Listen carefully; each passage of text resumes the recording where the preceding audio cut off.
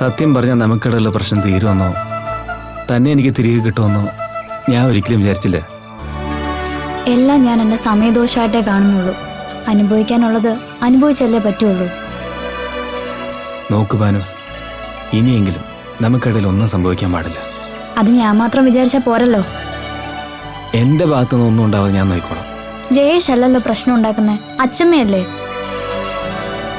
അത് നേരാ. എനിക്ക് എന്ത് ചെയ്യാൻ നോക്കും? അച്ഛമ്മയായി പോയില്ലേ. ദേ നോക്ക്, വന്നതും പോയതൊക്കെ പോട്ടെ. ഇനി നമ്മളെക്കുറിച്ച് ഗൗരവമായിട്ട് ചിന്തിക്കണം. അതുകൊണ്ടാണല്ലോ ഞാൻ വീണ്ടും വിവാഹത്തിന് സമ്മതിച്ചത്. ജയേഷിനറിയോ, നമ്മൾ തമ്മിലുള്ള വിവാഹം നടക്കില്ല എന്നറിഞ്ഞപ്പോൾ ഞാനൊരു തീരുമാനം എടുത്തിരുന്നു. ഒരിക്കലും മറ്റൊരു വിവാഹം കഴിക്കില്ല എന്ന്. എനിക്കറിയാം ബാനു, മാനസികമായിട്ട് താൻ എത്രമാത്രം വിഷമിച്ചിട്ടുണ്ടെന്ന്. അതെല്ലാം ഒരു സ്വപ്നം പോലെ നമുക്ക് മറക്കാം. എന്നിട്ട് നമുക്ക് പഠിത്തത്തിൽ ശ്രദ്ധിക്കാം.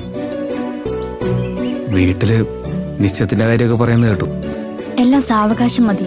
അല്ലെങ്കിലും നമ്മളൊന്നും അല്ലല്ലോ ഇതൊക്കെ തീരുമാനിക്കുന്നത്. പിന്നെ ആ വസ്തുവിന്റെ കാര്യം, ആ കാര്യത്തില് അച്ഛമ്മയ്ക്ക് തന്റെ അമ്മയോട് ദേഷ്യം. അതിനി അച്ഛമ്മയുടെ അവസാന നാൾ വരെ ഉണ്ടാവും. ആർക്കായാലും ഉണ്ടാവും ബാനു. അല്ലെങ്കിൽ തന്നെ താനൊന്ന് ആലോചിച്ച് നോക്കിയാൽ മതി. ഒരച്ഛൻ്റെ 2 മക്കളിൽ ഒരാൾക്ക് മാത്രം വസ്തു വാങ്ങിച്ചു കൊടുക്കുന്നത് ന്യായമാണോ? ഒരിക്കലും ന്യായമല്ല ബാനു. ഒരു മക്കൾ അതൊന്നും സഹിക്കില്ല. എൻ്റെ അച്ഛന് ഒരുപാട് ബാധ്യതകളുണ്ട്. അതുകൊണ്ടാ ആ പാവം എന്തെങ്കിലും കിട്ടട്ടെ എന്ന് ആഗ്രഹിച്ചത്. പക്ഷെ കിട്ടില്ലെന്ന് ഉറപ്പായി. അങ്ങനെയാ എല്ലാ ഡോക്യുമെന്റ്സും നിങ്ങളെ ഏൽപ്പിച്ചത്. താൻ തന്നെ ഒന്ന് ആലോചിച്ച് നോക്കിയേ.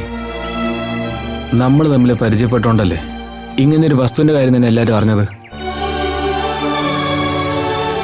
ഇനി അതൊന്നും പറഞ്ഞിട്ട് കാര്യമില്ല. നമ്മളെങ്കിലും ഇനി നോക്കിയും കണ്ടും ജീവിക്കണം. എനിക്കതേ പറയാനുള്ളൂ. എനിക്കിപ്പോൾ എല്ലാം മനസ്സിലാവുന്നുണ്ട്. അത് മതി. എല്ലാം മനസ്സിൽ വെച്ചിരുന്നാൽ മതി. ആവശ്യം എല്ലാവർക്കും വരും ബാനു.